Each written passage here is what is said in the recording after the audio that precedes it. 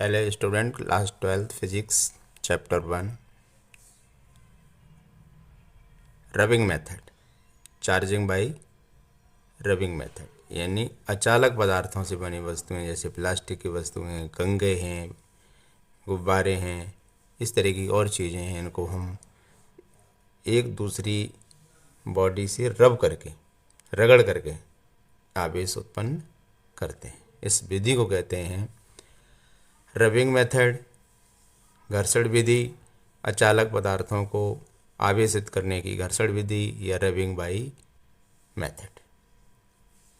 Rubbing विधि में अचालक पदार्थों को आवेशित करने की घर्षण विधि या रबिंग मेथड। रबिंग विधि में अचालक पदार्थों मतलब है जैसे प्लास्टिक की चीज़ों से बनी हुई चीज़ें हैं जिनमें कंडक्शन नहीं होता है, तो अचालक पदार्थों को आवेशित कर सकते हैं। ये काफ़ी इंटरेस्टिंग है कि अचालक पदार्थ हैं और उनमें आवेश कैसे उत्पन्न होता है। इस विधि से हम समझेंगे।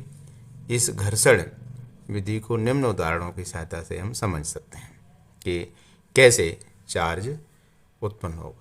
उदाहरण के तौर पर हम लेते हैं कंघा को सूखे बालों में रगड़ने पर कंघे पर ऋण आवेश आ जाता है।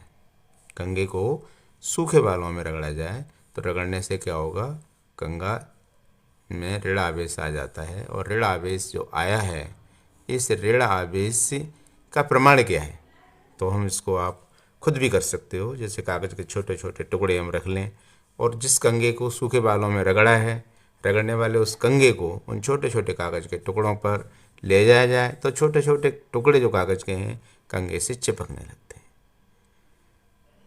तो इस मेथड से हमने देखा कि जो अचालक पदार्थ कंघा प्लास्टिक का जो बना हुआ था उस पर कोई आवेश नहीं था, लेकिन सूखे बालों में रगड़ने से, घर्षण करने से उस कंघे पर आवेश आ गया और उस आवेश के प्रभाव में जो छोटे छोटे टुकड़े थे कागज़ के, वो कंघे से चिपकने लगते हैं। दूसरा एक और इंटरेस्टिंग प्रयोग है काफ़ी।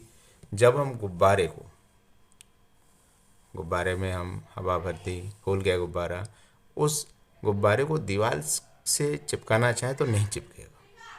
पर इसके विपरीत अगर गुब्बारे को हम तौलिए से रगड़कर थोड़ी देर तक तौलिए से रगड़ें और रगड़ने के बाद उस गुब्बारे को दीवार से हम ले जाके वापस चिपकाते हैं तो गुब्बारा दीवार से चिपक जाता है।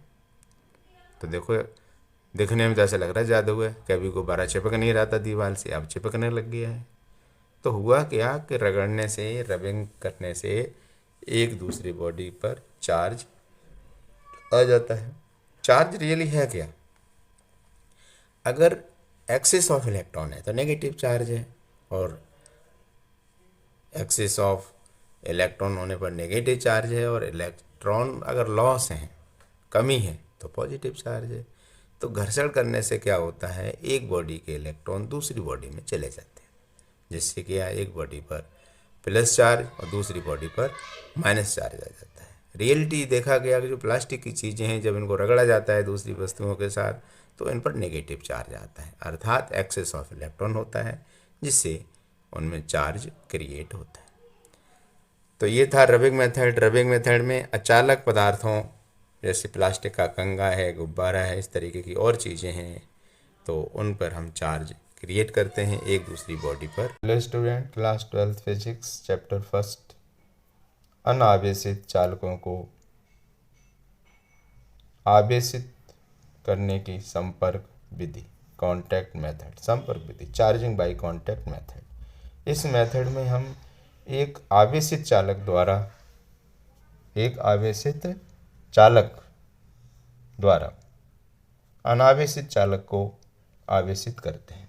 इस विधि को कहते हैं चार्जिंग बाय कांटेक्ट मेथड, अर्थात अनावेशित चालक को आवेशित चालक के बिल्कुल संपर्क में टच कराते हैं। जब आवेशित वस्तु ए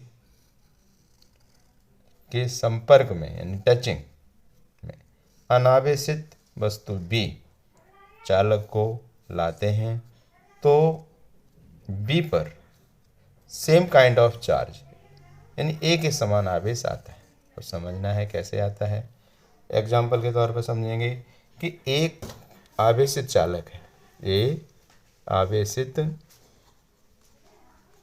चालक है और वो भी कैसा है, धन आवेशित चालक के पास में अनावेशित चालक है। ये अनावेशित चालक को धीरे धीरे इतने पास में लाएंगे, इतने पास में लाएंगे कि दोनों एक दूसरे से टच हो जाएंगे।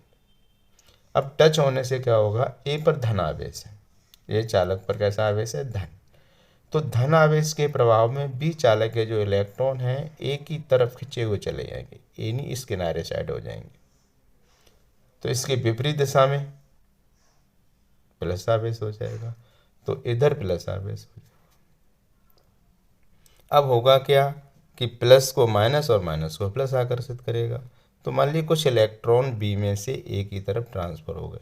देखो समझने की ज़रूरत है, बी में से एक इलेक्ट्रॉन ट्रांसफर हुआ तो एक प्लस चार्ज गायब हो गया, एक और ट्रांसफर हुआ तो एक प्लस और गायब हो गया। तो ए में से 2 प्लस कम हो गए और बी में 2 प्लस बढ़ जाएंगे, यानी loss of electron positive charge, gain of electron negative charge. A ने 2 इलेक्ट्रॉन गेन किया तो 2 प्लस कम हो गया, बी ने 2 इलेक्ट्रॉन लॉस किया तो बी पर 2 प्लस हो गया। ये उदाहरण के तौर पर है। अगर ए 3 इलेक्ट्रॉन गेन करता तो 3 प्लस कम हो जाता, बी 3 इलेक्ट्रॉन का लॉस करता तो 3 प्लस हो जाता। अगर ए 1 इलेक्ट्रॉन गेन करता तो 1 प्लस कम होता, बी 1 इलेक्ट्रॉन लॉस करता तो 1 प्लस आता। अर्थात यहाँ पर एग्जाम्पल के तौर पर बी ने 2 इलेक्ट्रॉन का लॉस किया है, टचिंग की वजह से आकर्षण है।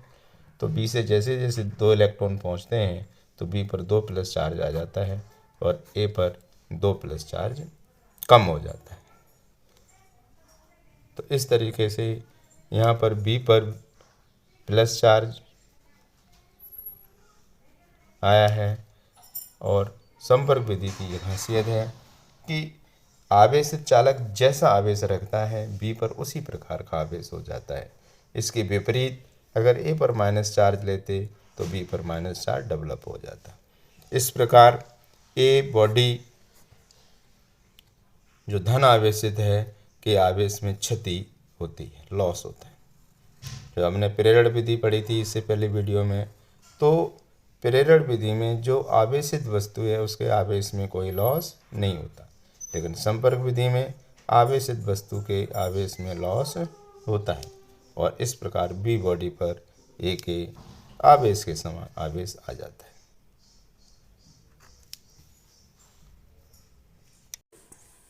Hello student, class 12 physics chapter 1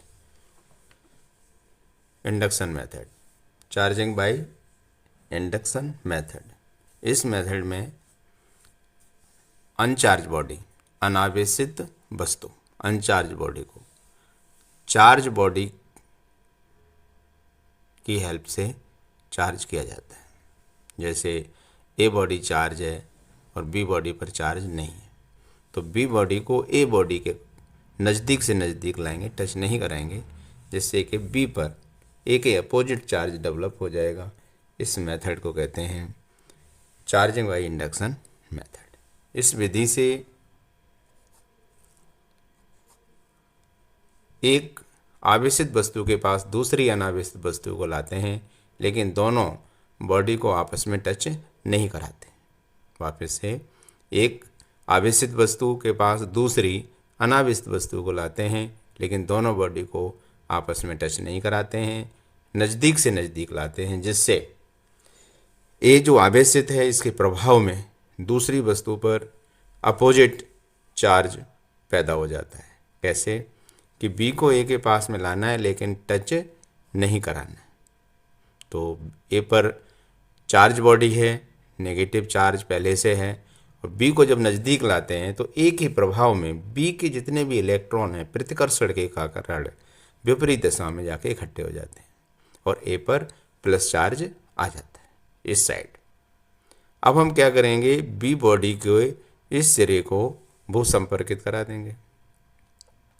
तो इस बॉडी को भू संपर्कित कराने से नेगेटिव चार्ज पृथ्वी के अंदर चला जाता है। तो बी पर नेट चार्ज बचा प्लस चार्ज।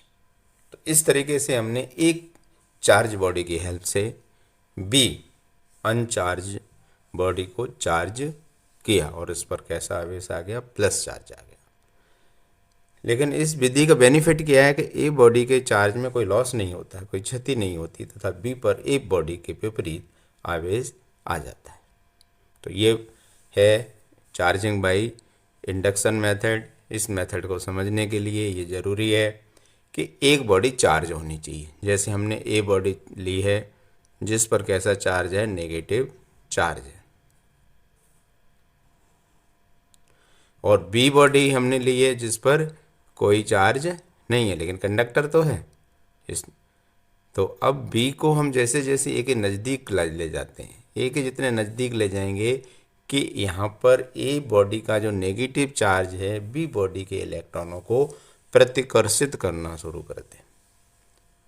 टच नहीं कराना है, जितना नज़दीक ला सकते हैं उतना नज़दीक ले जाएंगे धीरे धीरे।